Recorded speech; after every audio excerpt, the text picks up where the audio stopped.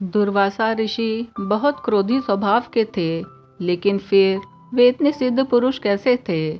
ऋषि दुर्वासा का नाम सुनते ही मन में श्राप का भय पैदा हो जाता है कि कहीं हमको कोई श्राप न दे दे। उनका खौफ तो देवों में भी रहता है, तो हम तो साधारण इंसान ही जाने।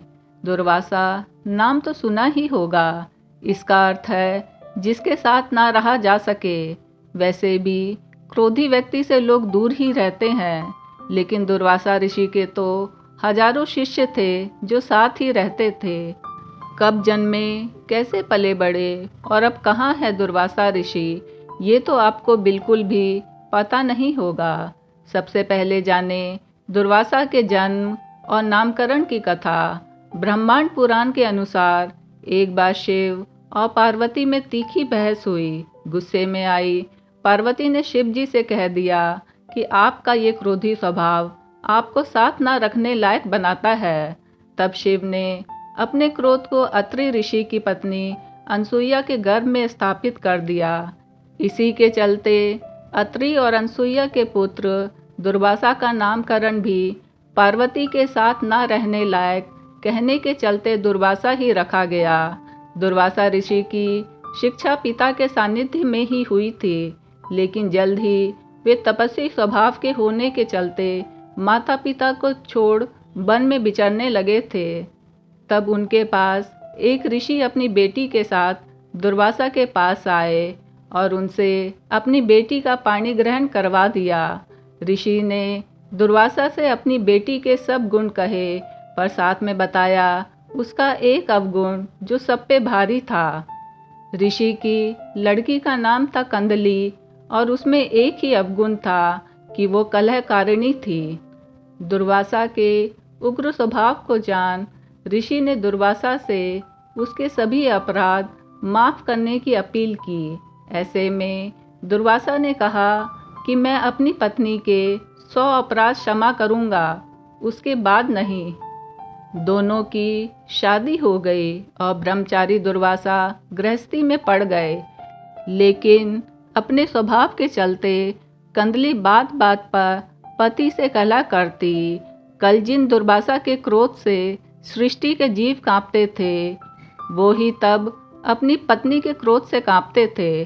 कांपते इसलिए थे कि उन्होंने वरदान दे दिया था और वो कुछ नहीं कर सकते थे। आलम ये था कि दुर्वासा ने 100 से ज़्यादा गलतियाँ पत्नी की माफ़ की, लेकिन एक दिन उनका पारा असहनीय हो गया और उन्होंने तब अपनी ही पत्नी कंदली को भस्म कर दिया। तभी उनके ससुर आ पहुँचे और दुर्वासा की ये करनी देख उन्होंने श्राप दिया और कहा कि तुमसे सहन नहीं हुई तो उसका त्याग कर देना चाहिए था, इसे मारा क्यों।